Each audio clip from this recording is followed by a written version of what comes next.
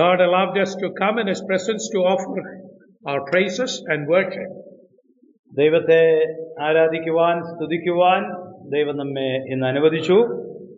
The reason behind that is the love of our God. അതിന്റെ കാരണമെന്ന് പറയുന്നത് ദൈവസ്നേഹമാണ്. And God loved us not just to save us. നമ്മെ രക്ഷിക്കാൻ വേണ്ടി മാത്രമല്ല ദൈവം നമ്മളെ സ്നേഹിച്ചത്.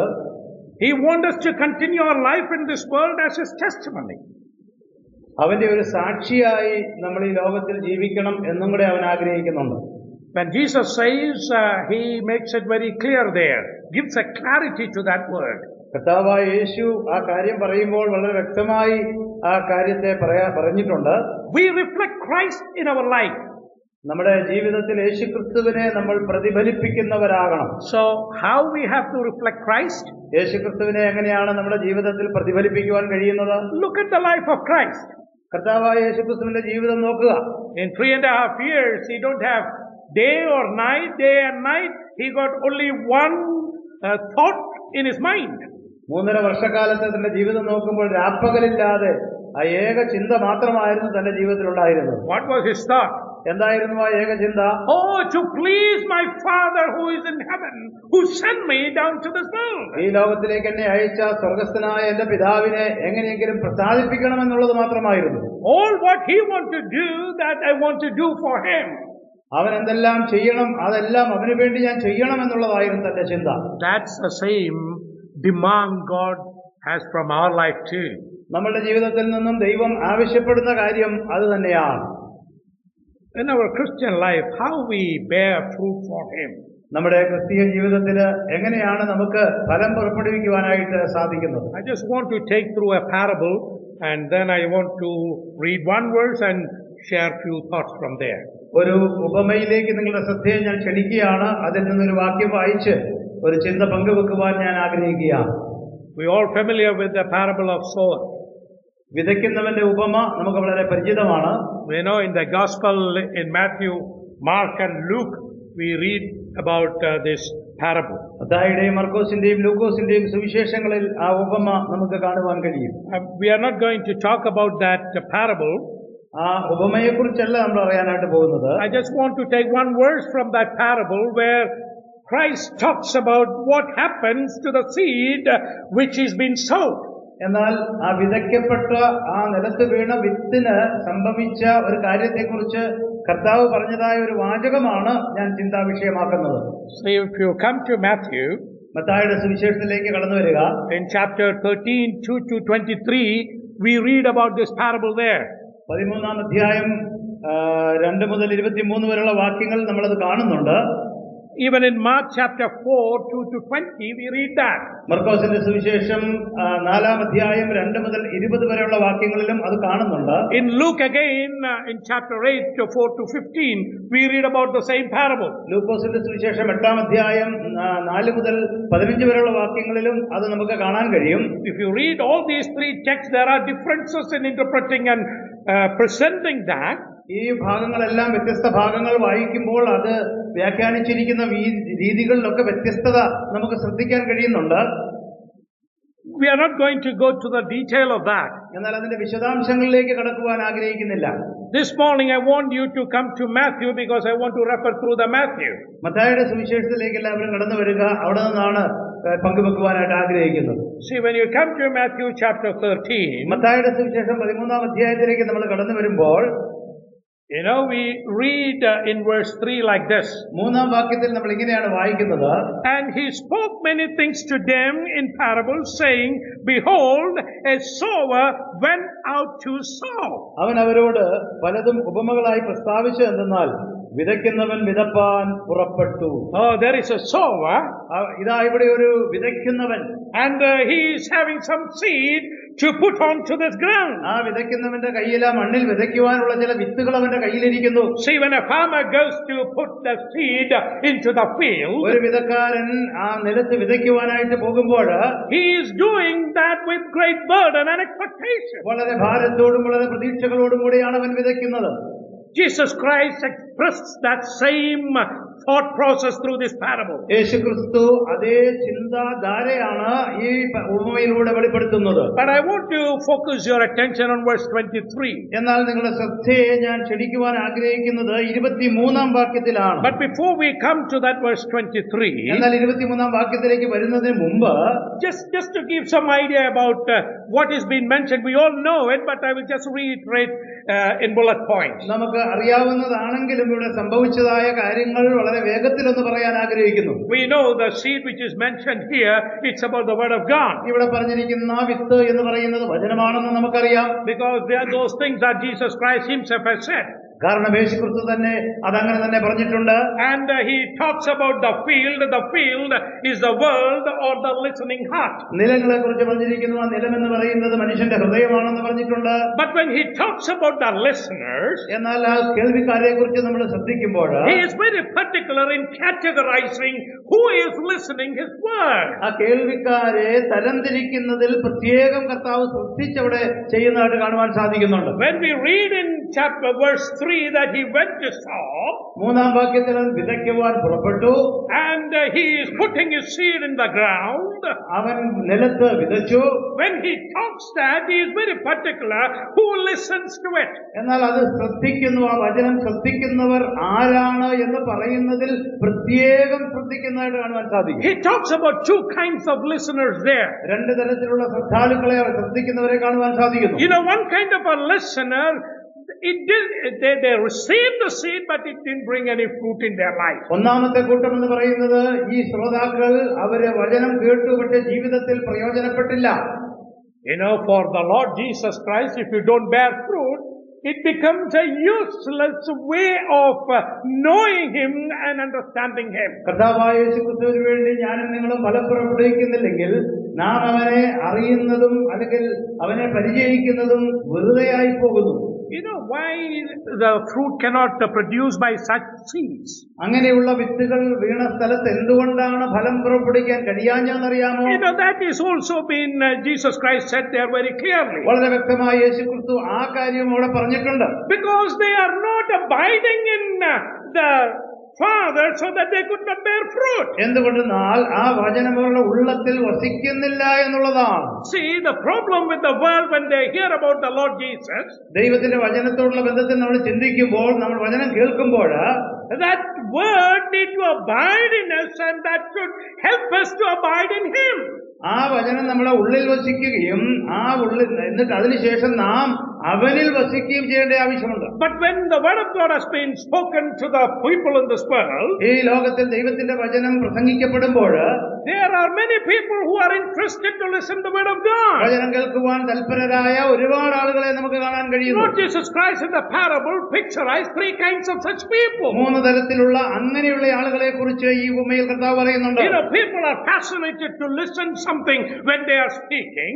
വചനം ഇതുപോലുള്ള പ്രഭാഷണം നടക്കുമ്പോൾ കേൾക്കുവാൻ ആകൃഷ്ടരായിരിക്കുന്ന ഒരു ജനത്തെ കാണുവാൻ കഴിയും. But he says that some of them are like the seeds which puts on to the wayside. ചില ആളുകൾ എന്ന് പറഞ്ഞാൽ വഴിയരികിൽ വീണതായിരിക്കുന്ന വിത്ത് പോലെയുള്ള ആളുകളാണ്. Oh, just it's a passing time to listen the word of God. അവരെ സംബന്ധിച്ച് ദൈവവചനം കേൾക്കുക എന്ന് പറയുന്നത് വെറും ഒരു നേരം പോക്ക് മാത്രമാണ്. And we read there, Satan is immediately flicking that and going out. അവിടെ നാം വായിക്കുന്നത് വളരെ വേഗത്തിൽ സാത്താൻ വന്ന് ആ വചനങ്ങളൊക്കെ എടുത്തു കളയുന്നു. Oh, 20 minutes, 30 minutes, they listen the word of God and they just walk away. 20-30 minute ദൈവത്തിന്റെ വചനം കേട്ടിട്ട് അവരങ്ങ് പോവുകയാണ്. And there is another kind of seed which has been said there. മറ്റൊരു നിലത്ത് വീണ വിത്തിനെ കുറിച്ച് നമ്മൾ വായിക്കുന്നുണ്ട്. Oh, that is something which fall on the rock.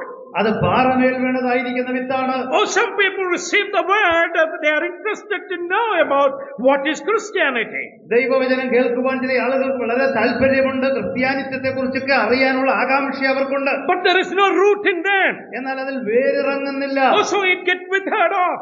അത് അതോടുകൂടി ഉണങ്ങിപ്പോവുകയാണ്. Oh, there are many people like that who listens the word of God. ഈ നിലയിൽ വചനം കേൾക്കുന്ന ധാരാളം ആളുകളുണ്ട്. And there is another kind of people. വേറൊരു കൂട്ടം ആളുകളുണ്ട്. Oh, they are the people like the seed fallen in the thistle or in the thorn. മുള്ളിന്റെ ഇടയിൽ വീണതായിരിക്കുന്ന വിത്ത് പോലെയുള്ള ഹൃദയമുള്ള ആളുകൾ. Oh, it sprouts out. അത് വളരുവാൻ തുടങ്ങുന്നു. But in all these passages we see that they are not bearing any fruit. എന്നാൽ ഈ ഭാഗങ്ങളിലെല്ലാം നമ്മൾ കാണുന്നത് അവർ യാതൊരു നിലയിലും ഫലം പുറപ്പെടുവിക്കുന്ന ആളുകളല്ല. Oh, the seed which fall in the thorns, മുള്ളിന്റെ ഇടയിൽ വീണതായിരിക്കുന്ന വിത്ത്, it crushes and it just withers up. അത് ഞെരുക്കപ്പെട്ടിട്ട് അത് ഫലം പുറപ്പെടുവിക്കാതെ പോകുന്നു. So listening the word of God cannot allow us to bear the fruit in the life. അതുകൊണ്ട് ദൈവത്തിന്റെ വചനത്തെ കേവലം ശ്രദ്ധിക്കുക എന്നുള്ളത് കൊണ്ട് മാത്രം ഫലമുണ്ടാവുകയില്ല. When these words have been said to the people who just pass by and listen to the word of God, ദൈവത്തിന്റെ വചനം കേൾക്കുവാൻ അതിലെ കടന്നുപോയ ആളുകളോട് ഈ വചനം സംസാരിച്ചപ്പോൾ, but when we understand sitting in the presence and listen to the word of God, എന്നാൽ നാം ദൈവത്തിന്റെ ദൈവസന്നിധിയിൽ ദൈവവചനം ഇരുന്നു കൊണ്ട് ശ്രദ്ധിക്കുമ്പോൾ, ഗ്രഹിക്കുമ്പോൾ, if we are not going to allow ourselves to abide according to the word of God, ദൈവവചനപ്രകാരം നമ്മൾ അതിൽ വസിക്കുവാൻ നമ്മെ അനുവദിക്കുന്നില്ലെങ്കിൽ, we cannot bear fruit for the Lord. കർത്താവിന് വേണ്ടി ഫലം പുറപ്പെടുവിക്കുവാൻ നമുക്ക് കഴിയില്ല. See, when we come to verse 23, that's the verse I just want to look into. 23-ാം വാക്യത്തിലേക്ക് ഒന്ന് കടന്നു വരാം. പ്രത്യേകം ശ്രദ്ധിക്കുവാൻ ഞാൻ ആഗ്രഹിക്കുന്ന ഒരു വാക്കതാണ്. See the verse 23, it reads like this. 23-ാം വാക്യത്തിൽ ഇങ്ങനെയാണ് വായിക്കുന്നത്. And one on whom the seed was sown in the good soil, this is the man whose heart the word and understands it, who indeed bear fruit and bring forth some 100-fold, some 60, and some 30. നല്ല നിലത്ത് വിതയ്ക്കപ്പെട്ടതോ ഒരുത്തൻ വചനം കേട്ട് ഗ്രഹിക്കുന്നതാവുന്നു. അത് വിളഞ്ഞ് 100-ഉം 60-ഉം 30-ഉം മേനി നൽകുന്നു. See, when we sit in the presence of God and listen to the word of God, ദൈവസന്നിധിയിൽ നാം ഇരിക്കുമ്പോൾ, ദൈവവചനം നാം കേൾക്കുമ്പോൾ, as the children of God, ദൈവമക്കൾ എന്നുള്ള നിലയിൽ, see, it are the places where the seeds have been fallen and expected to grow and bear fruit. ഈ നിലയിലാണ് ദൈവത്തിന്റെ വചനം വീഴേണ്ടതും അത് ഫലം പുറപ്പെടുവിക്കുവാനായിട്ട് ദൈവം പ്രതീക്ഷിക്കുന്നത്. See, in verse 23 what we read, 23-ാം വാക്യത്തിൽ എന്താണ് നമ്മൾ വായിച്ചത്? see, the ground is perfect and it is good. അവിടെ കാണുന്ന ആ നിലമെന്ന് പറയുന്നത് നല്ല ഒരു നിലമാണ്, ഒരുക്കപ്പെട്ട നിലമാണ്. And the seed which has been fallen there is also good. അവിടെ വീണതായിരിക്കുന്ന വിത്തും നല്ല വിത്താണ്. And the environment to grow for that seed to bear fruit is also good. ആ വീണതായിരിക്കുന്ന വിത്തിന് വളരുവാനും ഫലം പുറപ്പെടുവിക്കുവാനുള്ള സാഹചര്യവും നല്ലതാണ്. We don't see that any reason 30 and the 100 where it is bring forth the fruit, there is any difference in the land or in the quality of the seed. അവിടെ ആ 30-ഉം അല്ലെങ്കിൽ 100-ഉം തമ്മിലുള്ള വ്യത്യാസം കാണുന്നുണ്ട്. അതില് ആ നിലത്തിന്റെ പ്രത്യേകതകൾ കൊണ്ടാണോ എന്നുള്ളതൊന്നും നമുക്കവിടെ കാണാൻ സാധിക്കുന്നില്ല. Everything is same. എല്ലാം അവിടെ ഒരുപോലെ ആയിരിക്കുന്നത്. And the man who saw the seed with the burden to bring 100-fold, that's why the word of God says that some of them bear 100 fruit. 100 മേനി വിളയണമെന്ന ആഗ്രഹത്തോടു കൂടിയാണ് വിതച്ചത്. പക്ഷേ അതുകൊണ്ടാണ് വചനം പറയുന്നത് ചിലത് 30, ചിലത് 60 എന്ന് പറയുന്നത്. But in Mark we have a different expression of it. എന്നാൽ മർക്കോസിന്റെ സുവിശേഷത്തിൽ വേറൊരു നിലയിലാണ് അതിനെ വിശദീകരിച്ചിരിക്കുന്നത്. In 4:20 if you read, 4-ാം അധ്യായം 20-ാം വാക്യം നമ്മൾ വായിച്ചാൽ, the order in which it said is being reversed. ഇവിടെ പറഞ്ഞിരിക്കുന്ന ക്രമം മർക്കോസ് ഒന്ന് മാറ്റിയാണ് പറഞ്ഞിരിക്കുന്നത്, തിരിച്ചാണ് പറഞ്ഞിരിക്കുന്നത്. He says, can you read that verse for us? 4:20. മർക്കോസ് 4-ാം അധ്യായം 20-ാം വാക്യം.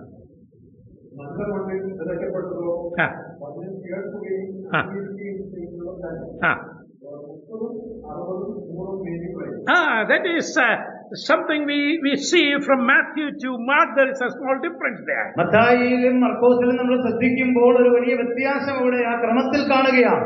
What we see there is, എന്താണ് അവിടെ നമ്മൾ കാണുന്നത്? See, it is the attitude of how we receive the word of God. ദൈവവചനത്തെ നമ്മൾ ഏത് നിലയിൽ, ഏത് മനോഭാവത്തിൽ സ്വീകരിച്ചു എന്നുള്ളതാണ് അവിടെ എഴുതി വെച്ചിരിക്കുന്നത്. When God put His seed into the ground, ദൈവം നിലത്ത് വിത്ത് വിതയ്ക്കുമ്പോൾ His expectation is you should grow 100-fold. There is nothing short short to it. ദൈവത്തിന്റെ പ്രതീക്ഷ എന്ന് പറയുന്നത് 100 മേനി വിളയണം, അതിൽ കുറയാൻ പാടില്ല. But the word of God says that some bear 60% and some bear 30-fold. പക്ഷേ വചനത്തിൽ പറയുന്നു ചിലത് 100 വിളഞ്ഞു, ചിലത് 60, ചിലത് 30 മേനി വിളഞ്ഞു. But when you come to the mark, എന്നാൽ മർക്കോസിന്റെ സുവിശേഷത്തിലേക്ക് വന്നപ്പോൾ it is something picturized how we receive the word of God and we evaluate the value of it. ദൈവവചനത്തെ നമ്മൾ എങ്ങനെയാണ് സ്വീകരിച്ചത്, നമ്മൾ എങ്ങനെയാണ് അതിന്റെ മൂല്യത്തെ കണക്കാക്കിയത് എന്നാണ് പറയുന്നത്. Many of them say that if I get 30%, I am very happy. അനേകരും പറയുന്നത് 30% വിളവ് കിട്ടിയാൽ അത് മതി, ഞാൻ വളരെ സന്തുഷ്ടനാണ്. Some say that even 60% I am little bit more happy. ചിലർ പറയുന്നത് 60 മേനി വിളഞ്ഞാൽ ഞാൻ അതിൽ കൂടുതൽ സന്തോഷവാനാ. Some say that I need to have 100%, 100-fold what has been gone into my heart. എന്നാൽ ചില വിശ്വാസികൾ പറയുന്നത് എന്റെ ഉള്ളിൽ വിതയ്ക്കപ്പെട്ട വചനം 100 മേനി വിളവ് കൊയ്യണമെന്നാണ് ചില വിശ്വാസികൾ പറയുന്നത്. But as we abide in Christ, എന്നാൽ നാം ക്രിസ്തുവിൽ വസിക്കുമ്പോൾ, as we are reflecting Christ in our lives, ക്രിസ്തുവിനെ നമ്മുടെ ജീവിതത്തിൽ നാം പ്രതിഫലിപ്പിക്കുമ്പോൾ, His expectation for us is to bear 100-fold of fruit from our life. 100 മേനി വിളവ് കർത്താവിന് വേണ്ടി നാം പുറപ്പെടുവിക്കണമെന്നുള്ളതാണ് നമ്മുടെ പ്രതീക്ഷയായിരിക്കേണ്ടത്. Why then every situations are the same? Why at some place it bears 100-fold and why it is 30-fold? എന്തുകൊണ്ട് ചിലയിടത്ത് 100 മേനിയും മറ്റു ചിലയിടത്ത് 60, 30 മേനിയായിട്ട് വിളവ് വരുന്നു? It is not the problem of the one who puts a seed. വിത്ത് വിതച്ചവന്റെ പ്രശ്നമല്ല. It is not the quality of the seed which has been come in your heart. വിത്തിന്റെ ഗുണമേന്മയുടെ പ്രശ്നമല്ല. But the problem is with us, how do we take it and allow it to grow within ourselves? എന്നാൽ അതിന്റെ പ്രശ്നം എന്ന് പറയുന്നത് നമ്മളിലാണ് ഇരിക്കുന്നത്. ഈ ദൈവവചനത്തെ നാം എങ്ങനെ കൈക്കൊണ്ടു എന്നുള്ളതിന്റെ അടിസ്ഥാനത്തിലാണ് ഇരിക്കുന്നത്. I just want to take you through 2 personal lives so that we understand it better more. ഇത് കൂടുതൽ മനസ്സിലാക്കേണ്ടതിന് വേണ്ടിയിട്ട് 2 വ്യക്തി ജീവിതങ്ങളിലേക്ക് നിങ്ങളുടെ ശ്രദ്ധയെ ഞാൻ കൊണ്ടുവരുവാൻ ആഗ്രഹിക്കുകയാണ്. Now why I point that to 2 characters? ഈ 2 വ്യക്തികളെ ചൂണ്ടിക്കാണിക്കുന്നതിന്റെ കാരണം എന്തെന്ന് ചോദിച്ചാൽ, See, when we say we have to bear 100-fold, what does that mean? 100 മേനി ഫലം പുറപ്പെടുവിക്കണമെന്ന് നമ്മളോട് പറയുമ്പോൾ എന്താണ് അതിന്റെ അർത്ഥം? How it is being quantified? എങ്ങനെയാണത് അളക്കപ്പെടുന്നത്? See, it is not the matter how long we know the Christ. എത്ര നാളായിട്ട് ക്രിസ്തുവിനെ അറിയാമെന്നുള്ളതല്ല ഇവിടുത്തെ വിഷയം. It is not about the knowledge what we have about the Word of God in us. ദൈവവചനത്തിലുള്ള നമ്മുടെ അപാരമായ പാണ്ഡിത്യമൊന്നുമല്ല ഇവിടുത്തെ വിഷയം. Then what is this 100-fold? പിന്നെ എന്താണ് 100 മേനി എന്നിവിടെ പറയുന്നത്? How do I say that I am bearing 100-fold for my Lord? 100 മേനി ഫലം പുറപ്പെടുവിക്കുന്ന ആളാണ് ഞാനെന്ന് എങ്ങനെ എനിക്ക് പറയാൻ കഴിയും? Or in a Christian life, if I am not bearing 100-fold, how do I understand where I am standing? 100 മേനി വിളവ് ഞാൻ പുറപ്പെടുവിക്കുന്നില്ലെങ്കിൽ ഞാൻ എവിടെയാണ് എന്റെ ആത്മിക ജീവിതത്തിൽ നിൽക്കുന്നതെന്ന് എനിക്ക് എങ്ങനെ മനസ്സിലാക്കാം?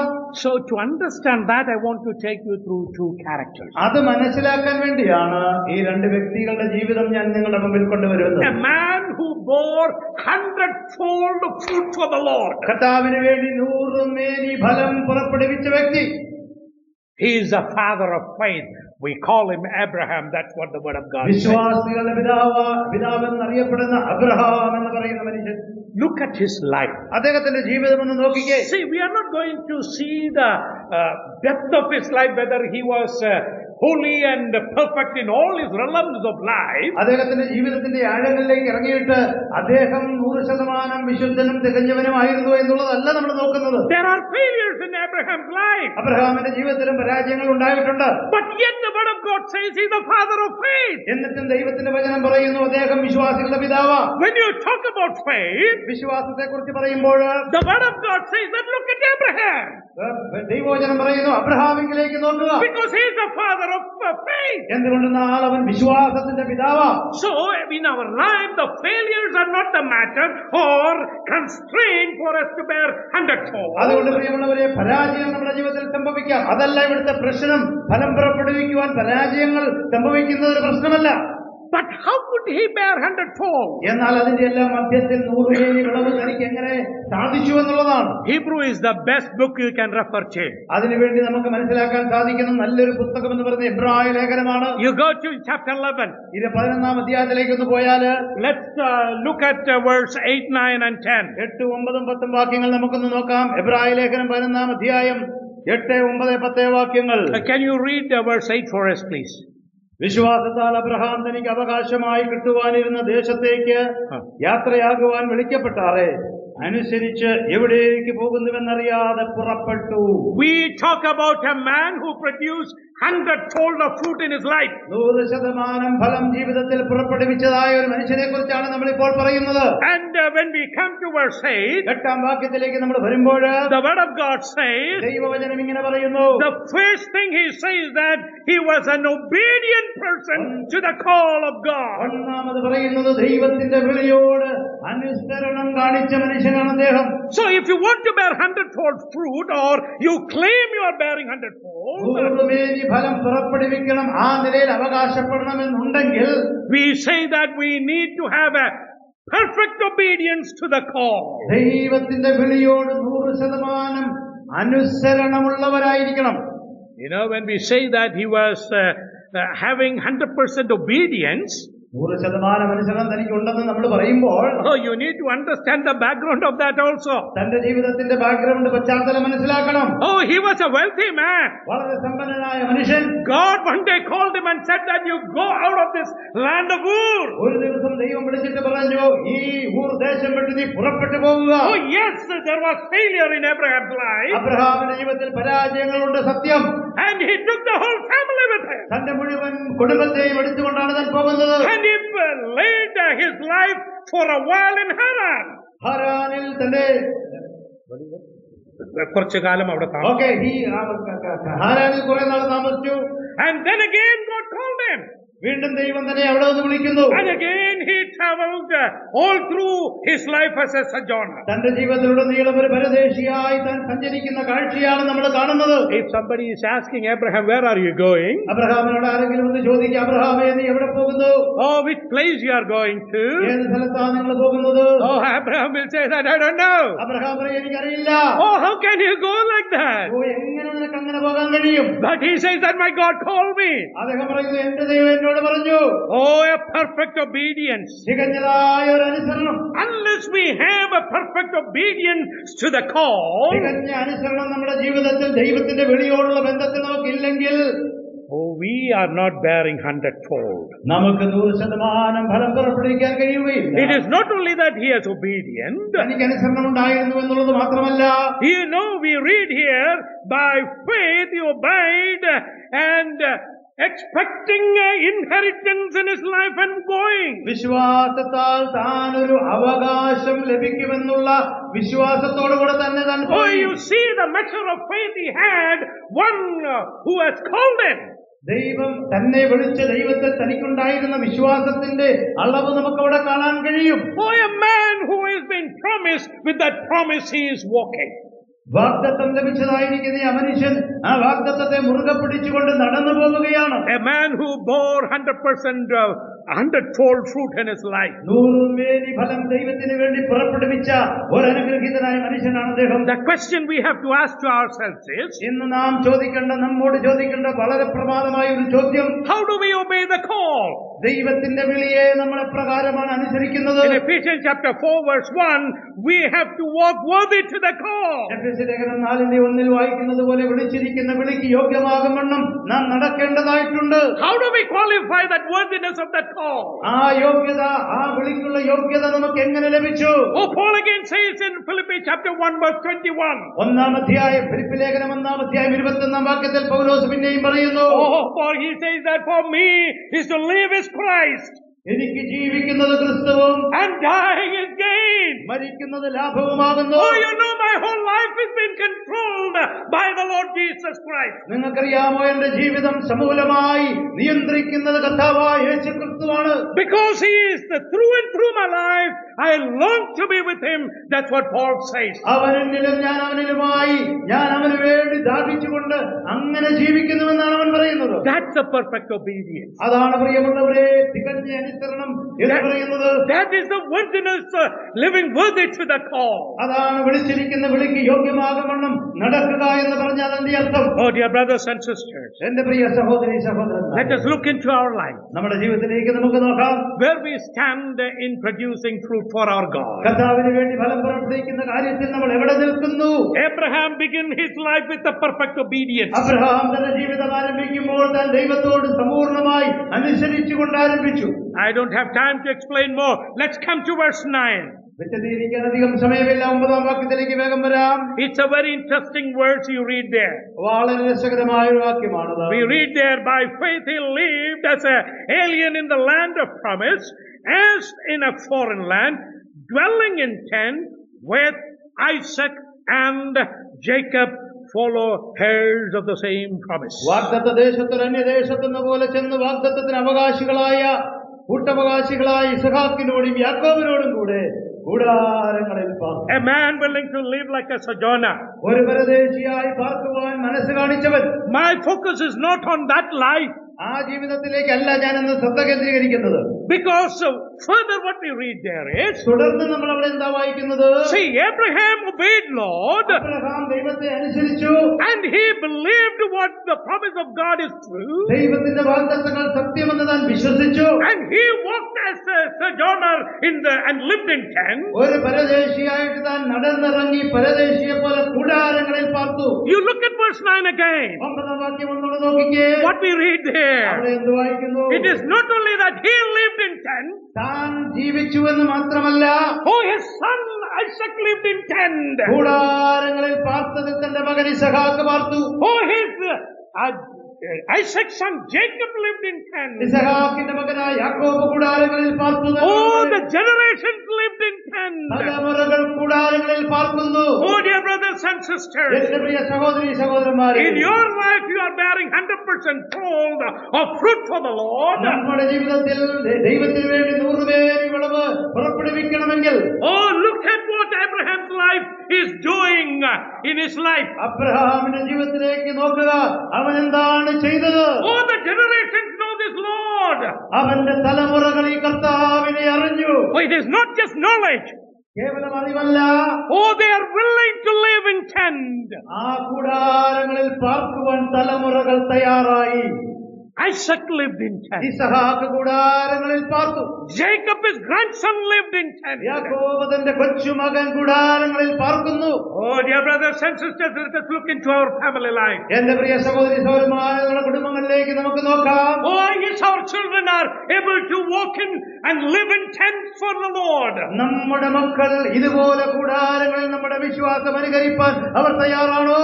Oh, probably Isaac and Jacob would have asked question, I don't know. ഇസഹാക്കിനും യാക്കോബിനും മറുചോദ്യങ്ങൾ ചോദിക്കാൻ ധാരാളം ഉണ്ടായിരുന്നിരിക്കാം. Oh, so many wealth you have. നിങ്ങൾക്ക് ഒത്തിരി പണമുണ്ടല്ലോ അപ്പാ. Oh, so many people are there with you to serve you. ഇഷ്ടംപോലെ ആളുകൾ നിങ്ങൾക്ക് സേവകന്മാരായിട്ടുണ്ടല്ലോ.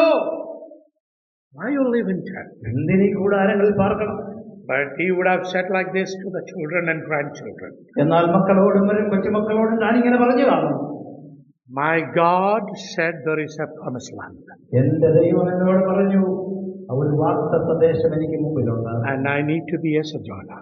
അതുകൊണ്ട് ഞാൻ പരദേശിയായിട്ട് ജീവിക്കണം. That God want me to be a sojourner. ആ ദൈവം ഞാനൊരു പരദേശിയാകണമെന്ന് ആഗ്രഹിച്ചു. My son and grandson need to be a sojourner. എന്റെ മകനും കൊച്ചുമകനും ആ നിലയിൽ പരദേശികളായി ജീവിക്കണം. Do we have that experience in our family life? ആ അനുഭവം നമ്മുടെ കുടുംബ ജീവിതത്തിലുണ്ടോ പ്രിയമുള്ളവരെ? If you don't have, അതില്ല എന്ന് വരികിൽ the word of God says that 100% is not there in our life. ദൈവത്തിന്റെ വചനം പറയുന്നു, നമ്മുടെ ജീവിതത്തിൽ 100% ഫലം നമ്മൾ കൊടുക്കുന്നില്ല. Oh, we need to pray ourselves and bend ourselves in the presence of God. അതുകൊണ്ട് ദൈവസന്നിധിയിൽ മുഴങ്കാലുകളെ മടക്കി പ്രിയമുള്ളവരെ നാം പ്രാർത്ഥിക്കേണ്ടതായിട്ടിരിക്കുന്നു. The generations need to know this Lord. തലമുറകൾ ഈ കർത്താവിനെ ഈ നിലയിൽ അറിയണം. 100-fold man will bring his generations into the knowledge of knowing God. 100% വിളവ് നൽകുന്ന തലമുറകൾ കർത്താവിനെ ഈ നിലയിൽ അറിയുന്നവരായി. Come to verse 10. 10-ാം വാക്യത്തിലേക്ക് We read that, he was looking for a house which has not been built by the hands. കൈപ്പണിയല്ലാത്ത ഒരു വീടിന് വേണ്ടി താൻ കാത്തിരുന്നു. All his life, that faith was driving him. തന്റെ ജീവിതത്തിലുടനീളം ആ വിശ്വാസം തന്നെ മുമ്പോട്ട് നയിച്ചു. This verse does not say how much Abraham understood the depth of this verse. ഈ വാക്യത്തിന്റെ ആഴം താൻ എത്ര ഗ്രഹിച്ചുവെന്ന് ഇവിടെ നിന്ന് കാണാൻ കഴിയുന്നില്ല. Because the fulfillment is yet to happen. കാരണം ഇത് ഇതുവരെ സംഭവിച്ചിട്ടില്ല, സംഭവിക്കാനിരിക്കുന്നേയുള്ളൂ. Oh, but that faith was there in him. എന്നാൽ ആ വിശ്വാസം തന്നിലുണ്ടായിരുന്നു. That faith was there in his son. ആ വിശ്വാസം തന്റെ മകനിലുണ്ടായിരുന്നു. That faith was there in his grandson. ആ വിശ്വാസം തന്റെ കൊച്ചുമകനിലുണ്ടായിരുന്നു. God said that I am the God of Abraham, Isaac and Jacob. അതുകൊണ്ട് ദൈവം പറഞ്ഞു, ഞാൻ അബ്രഹാമിന്റെയും ഇസ്ഹാക്കിന്റെയും യാക്കോബിന്റെയും ദൈവമാകുന്നു. Abraham's life shows us how to produce 100-fold for the Lord. കർത്താവിന് വേണ്ടി എങ്ങനെ 100% ഫലം പുറപ്പെടുവിക്കാമെന്ന് അബ്രഹാമിന്റെ ജീവിതം നമ്മളെ പഠിപ്പിക്കുകയാണ്. Quickly I will point to another person who could not produce 100% in his life. വളരെ വേഗത്തിൽ മറ്റൊരു വ്യക്തിയെ കൂടെ പരിചയപ്പെടുത്താൻ തനിക്ക് തന്റെ ജീവിതത്തിൽ 100% ഫലം പുറപ്പെടുവിക്കാൻ കഴിയാതെ പോയ ഒരു വ്യക്തി. He is Lot. അദ്ദേഹത്തിന്റെ പേരാണ് Lot. He also traveled with Abraham. അബ്രഹാമിന്റെ കൂടെ സഞ്ചരിച്ച ആളാണ്. He met Jesus, God in his life. ദൈവത്തെ തന്റെ ജീവിതത്തിൽ അഭിമുഖീകരിച്ച ആളാണ്. And he has enjoyed the blessings from the Lord. ദൈവത്തിൽ നിന്നുള്ള അനുഗ്രഹങ്ങളെ പ്രാപിച്ച ആളാണ്. But when you come to 2 Peter, എന്നാൽ 2 പത്രോസിന്റെ ലേഖനത്തിലേക്ക് നമ്മൾ വരുമ്പോൾ we read about this Lot and his life. ഈ ലോത്തിനെ അവന്റെ ജീവിതത്തെയും കുറിച്ച് അവിടെ വായിക്കുന്നുണ്ട്. Why he could not bear 100-fold like Abraham? എന്തുകൊണ്ട് അബ്രഹാമിനെ പോലെ 100 മേനി വിളവ് തനിക്ക് നൽകാൻ കഴിഞ്ഞില്ല? The verse 7 and 8 is explicitly says that. 2 പത്രോസ് 2-ാം അധ്യായം 7-ഉം 8-ഉം വാക്യങ്ങൾ വിശദമായി അതിനെക്കുറിച്ച് പറയുന്നു. He rescued righteous Lot, oppressed by the sensual conduct of unprincipled men. That's what verse 8 says. Verse 7 says, verse 8 reads, for by what he saw and heard that his righteous man, while living among them, felt his righteous soul tormented day by their lawless deeds. അധർമ്മികളുടെ ഇടയിൽ വസിച്ചിരിക്കുമ്പോൾ നാൾതോറും അധർമ്മ പ്രവൃത്തി കണ്ടും കേട്ടും തന്റെ നീതിയുള്ള മനസ്സിൽ നൊന്ത് അവരുടെ ദുഷ്കാമ പ്രവൃത്തിയാൽ വലഞ്ഞുപോയ നീതിമാനായ ലോത്തിനെ വിടുവിക്കുകയും ചെയ്തു. The word of God says Lot is a righteous person. There is no doubt in that. യാതൊരു സംശയവുമില്ല, വചനം പറയുന്നു ലോത്ത് നീതിമാനാണ് ആയിരുന്നു. That's what the word of God says. അതാണ് വചനം പറയുന്നത്. But that 100-fold yield was not there in his life. എന്നാൽ 100 മേനി ഫലം കൊടുക്കുവാൻ തനിക്ക് കഴിഞ്ഞില്ല. In verse 7, the first reason has been said. 7-ാം വാക്യത്തിന്റെ ആദ്യത്തെ കാരണം പറയുന്നുണ്ട്. Lot lived among unprincipled men. അധർമ്മികളുടെ ഇടയിൽ ജീവിച്ചു. His priority was different. തന്റെ മുൻഗണന വേറെയായിരുന്നു. When Lot looked at that land, ആ നാട് താൻ നോക്കിയപ്പോൾ what he was being seeing, താൻ എന്താണ് അവിടെ കണ്ടത്? Oh, he saw the green pastures. പച്ചപ്പ് നിറഞ്ഞ സ്ഥലങ്ങളാണ് താൻ കണ്ടത്. Oh, the good culture there to live with. ജീവിക്കുവാനായിട്ടുള്ള എല്ലാ സാഹചര്യവും താൻ മനസ്സിലാക്കി. A wrong choice and a wrong priority in Lot's life. പക്ഷേ ജീവിതത്തിൽ തെറ്റായ തീരുമാനം, തെറ്റായ മുൻഗണനയാണ് അവിടെ ലോത്തിൽ കാണുന്നത്. See, when the priority changed, what happened? മുൻഗണന മാറുമ്പോൾ എന്താ സംഭവിക്കുന്നതെന്ന് അറിയാമോ? In verse 7 itself it says again, 7-ാം വാക്യം പിന്നെയും പറയുന്നു, he was oppressed by the sensual conduct. ആ പ്രവൃത്തികൾ കണ്ടിട്ട് താൻ നൊന്തു എന്നാണ് കാണുന്നത്. It is not that he has done the unrighteous things what the people have been doing. അവര് ചെയ്തതുപോലെ അധർമ്മ പ്രവൃത്തി താൻ ചെയ്തുവെന്നല്ല. He knows the living God, but he cannot express that God through his life to the people. ജീവനുള്ള ദൈവത്തെ തനിക്കറിയാമെങ്കിലും ജീവനുള്ള ദൈവത്തെ ആ ജനങ്ങളുടെ മുമ്പാകെ പ്രതിഫലിപ്പിക്കുവാൻ തനിക്ക് കഴിയുന്നില്ല. Oh, many a time our livings are not like that. ഒരുപക്ഷേ നമ്മുടെ ജീവിതം അങ്ങനെ ആയിരിക്കാമോ? When we say we have God in us, നമ്മളിൽ ദൈവമുണ്ടെന്ന് നമ്മൾ പറയുമ്പോൾ തന്നെ, but we are shameful to show this Christ through our life. ഈ കർത്താവിനെ മറ്റുള്ളവർക്ക് കാണിച്ചു കൊടുക്കുവാൻ നാണിക്കുന്നവരാണോ? The word of God says that he is not a 100%, 100-fold man for the Lord to appreciate. വചനം പറയുന്നു, അങ്ങനെയുള്ളവൻ കർത്താവിന് വേണ്ടി 100 മേനി വിളവ് പുറപ്പെട്ടിരിക്കുന്നവനല്ല. When you come to verse 8, 8-ാം വാക്യത്തിലേക്ക് വരുമ്പോൾ we read there, അവിടെ നമ്മൾ വായിക്കുന്നത്, righteous soul tormented. വലഞ്ഞു പോയ നീതിമാനായ വ്യക്തി. A weakened soul in him. തന്റെ ഉള്ളിൽ ഒരു ബലഹീനമായ വലഞ്ഞുപോയ പരാത്മാവാണുള്ളത്. His beginning was good. ആരംഭം നല്ലതായിരുന്നു. But as his choice was wrong, എന്നാൽ തന്റെ തെരഞ്ഞെടുപ്പ് എപ്പോൾ തെറ്റിയോ, when his priority to life was different, ജീവിതത്തിലെ മുൻഗണനകൾ എപ്പോൾ തെറ്റിയോ, when he was not able to express God through his life, ദൈവത്തെ തന്റെ ജീവിതത്തിലൂടെ പ്രതിഫലിപ്പിക്കുവാൻ തനിക്ക് എപ്പോൾ കഴിയാതെ പോയോ, his inner man got tormented. That's what the word of God says. അപ്പോഴെല്ലാം തന്റെ ആന്തരിക മനുഷ്യൻ അവൻ വലഞ്ഞു പോയിക്കൊണ്ടിരുന്നു. See, if our inner man is weaker and weaker, we will not bring 100-fold. നമ്മുടെ അകത്തെ മനുഷ്യൻ ബലഹീനമാണെങ്കിൽ, പ്രിയമുള്ളവരെ, നമുക്ക് 100 മേനി ഫലം കർത്താവിന് വേണ്ടി പുറപ്പെടുവിക്കാൻ കഴിയില്ല. Ephesians chapter 3 verse 16 and 17 we read our inner man need to be stronger. എഫേസ്യ ലേഖനം 3:16-17 വാക്യങ്ങൾ വായിക്കുന്നുണ്ട്. അകത്തെ മനുഷ്യൻ ശക്തിയോടെ ബലപ്പെടേണ്ടതായിട്ടിരിക്കുന്നു. If our inner man is weaker and weaker, നമ്മുടെ അകത്തെ മനുഷ്യൻ ബലഹീനമായി തീർന്നാൽ, why it is so? എന്തുകൊണ്ടാണ് അങ്ങനെ? Your priorities are different. നമ്മുടെ മുൻഗണനകൾ മാറിയത് കൊണ്ടാണ് അങ്ങനെ. Through your life God is not being expressed. നമ്മുടെ ജീവിതത്തിലൂടെ കർത്താവ് വെളിപ്പെടുന്നില്ല. Your soul is going to be tormented. നിങ്ങളുടെ ആത്മാവ് അല്ലെങ്കിൽ അകത്തെ മനുഷ്യൻ വലയുകയാണ്. And if he is weaker, ബലഹീനമാകുന്നു, we are not going to bring forth 100-fold for our Lord. അങ്ങനെയാണെങ്കിൽ 100 മേനി വിളവ് കർത്താവിന് വേണ്ടി പുറപ്പെടുവിക്കുവാൻ കഴിയാതെ നമുക്ക് പോകും. Oh, a time of judging all these lives are going to come. ഇതെല്ലാം ന്യായം വിധിക്കപ്പെടുന്ന ഒരു സമയം വരുവാനായിട്ട് പോവുകയാണ്. How God is going to judge us. നമ്മുടെ ദൈവം എങ്ങനെയാണ് നമ്മളെ വിധിക്കുവാൻ പോകുന്നതെന്ന് അറിയാം. Just read one verse from Jeremiah 17 verse 10. യിരെമ്യാ പ്രവചനം 17-ാം അധ്യായം 10-ാമത്തെ വാക്യം വായിക്കാം. I don't see any other verse is so clear about saying how God is going to judge us. ദൈവം തന്റെ മക്കളെ എങ്ങനെ ന്യായം വിധിക്കും എന്ന് പറയുന്ന ഇത്ര വ്യക്തമായ മറ്റൊരു വാക്യമില്ല. യിരെമ്യാ പ്രവചനം 10-ാം അധ്യായം 17-ാം അധ്യായം 10-ാം വാക്യം. What the word of God says there? ദൈവവചനം എന്താ പറയുന്നതെന്ന് അറിയാമോ? The Lord search your heart.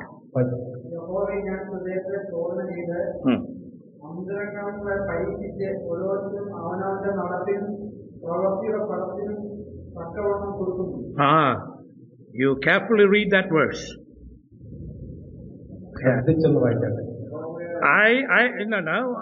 I the Lord search the heart.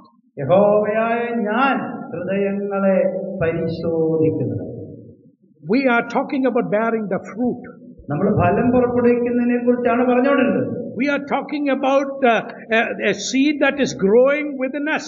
നമ്മുടെ ഉള്ളിൽ വളരുന്ന ആ വിത്തിനെ കുറിച്ചാണ് നമ്മൾ പറഞ്ഞുകൊണ്ടിരുന്നത്. But regarding that, the God says that the growth which you are expressing through your life, God is going to search your heart first. എന്നാൽ അവിടെ വായിക്കുന്നത് നമ്മുടെ ഹൃദയത്തെ അതെങ്ങനെയാണ് നമ്മൾ ആ ഫലം പുറപ്പെടുവിക്കുമ്പോൾ വളരുമ്പോൾ നമ്മുടെ ഹൃദയം എങ്ങനെയാണ് എന്നവൻ പരിശോധിക്കുന്നു. And he gives the clarity there. അവിടെ ഒരു വ്യക്തത അവൻ തരുന്നുണ്ട്. I test the mind. അവിടെ വായിക്കുന്നത് എങ്ങനെയാണ്? അന്തരംഗങ്ങളെ പരീക്ഷിച്ച്. Oh, he is going to test our mind with what attitude we do that. നമ്മുടെ അന്തരംഗത്തെ, നമ്മുടെ മനസ്സിനെ, നമ്മുടെ മനോഭാവത്തെ അവൻ പരിശോധിക്കും. It is not over there. അവിടെ കൊണ്ട് തീരുന്നില്ല. And he says that he is going to search your ways in which you produce it. അവിടെ പിന്നെയും പറയുന്നു, അവൻ ഓരോരുത്തന്റെ നടപ്പ് അവൻ പരിശോധിക്കുന്നു. How it has been done, he is going to see. അതെങ്ങനെയാണ് അത് ചെയ്യപ്പെട്ടത് എന്ന് നോക്കുന്നു. So he search your heart. ഒന്ന് അവൻ ഹൃദയം പരിശോധിക്കുന്നു. And he search your mind. മനസ്സ് പരിശോധിക്കുന്നു. And he is going to search how you do that. എപ്രകാരമാണ് നിങ്ങൾ അത് ചെയ്തത് എന്നുള്ളതും കൂടെ പരിശോധിക്കുന്നു. And by that he is not going to reward. അതുകൊണ്ട് തന്നെ പ്രതിഫലം തരത്തില്ല. The word of God is very clearly says, വചനം വളരെ വ്യക്തമായി പറയും, and he is going to see the fruit. ഫലവും കൂടെ നോക്കും. We may be toiling for the Lord, കർത്താവിന് വേണ്ടി നമ്മൾ ഒരുപാട് അധ്വാനിക്കുന്നുണ്ടായിരിക്കാം, or we pretend that we are doing good for the Lord, അല്ലെങ്കിൽ ഒരു പക്ഷേ കർത്താവിന് വേണ്ടി എന്തെങ്കിലുമൊക്കെ ചെയ്യുന്നുവെന്ന് നമ്മൾ അഭിനയിക്കുന്നുണ്ടായിരിക്കാം. but God is going to look the fruit. എന്നാൽ ദൈവം ഫലമാണ് നോക്കുന്നത്. When he saw the seed, അവൻ വിത്ത് വിതച്ചപ്പോൾ he wants 100-fold, 100 മേനി അവന് വേണമായിരുന്നു. because that's what God wants from our life. അതാണ് പ്രിയമുള്ളവരെ ദൈവം നമ്മിൽ നിന്ന് ആഗ്രഹിക്കുന്നത്. May God give grace for us to understand and perfect our life in that life. ഈ കാര്യങ്ങളെ ഈ നിലയിൽ മനസ്സിലാക്കി മുൻപോട്ട് ജീവിതത്തെ ക്രമീകരിക്കുവാനുള്ള കൃപ ദൈവം നമുക്ക് തരുമാറാകട്ടെ. ആമേൻ.